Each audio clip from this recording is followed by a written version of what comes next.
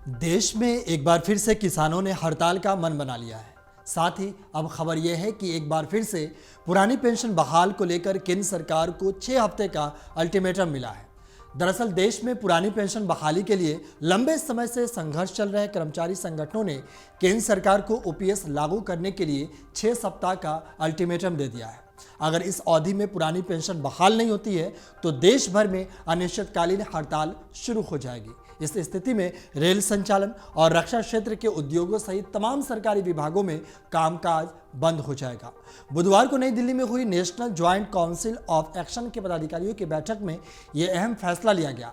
बैठक की अध्यक्षता एनजेसीए के संयोजक शिव गोपाल मिश्रा ने की है। वहीं केंद्र सरकार की अनिश्चितकालीन हड़ताल का नोटिस देने और स्ट्राइक की तारीख का ऐलान करने के लिए 2 दिन के भीतर एक कमेटी गठित होगी।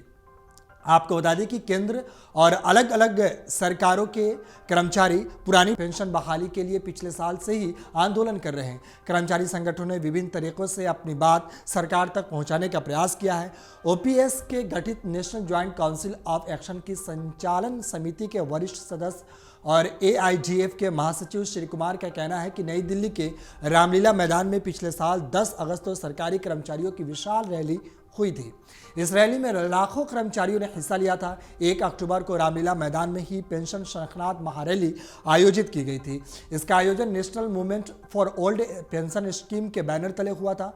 वहीं एनएमओपीएस के अध्यक्ष विजय कुमार बंधु ने कहा कि पुरानी पेंशन कर्मियों का अधिकार है, वो इसे लेकर ही रहेंगे। इसके बाद 3 नवंबर को confederation of central government employees and workers के बैनर तले रामलीला मैदान में ही तीसरी रैली आयोजित की गई।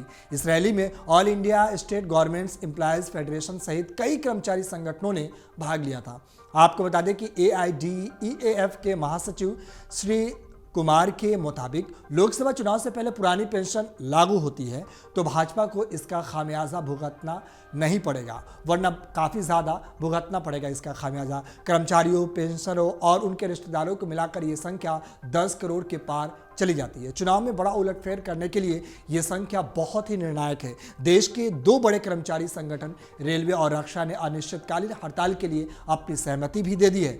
स्ट्राइक बैलेट में रेलवे के 11 लाख के कर्मचारियों में से 96% कर्मचारी ओपीएस लागू न करने की स्थिति में अनिश्चितकालीन हड़ताल पर जाने के लिए तैयार हो गए।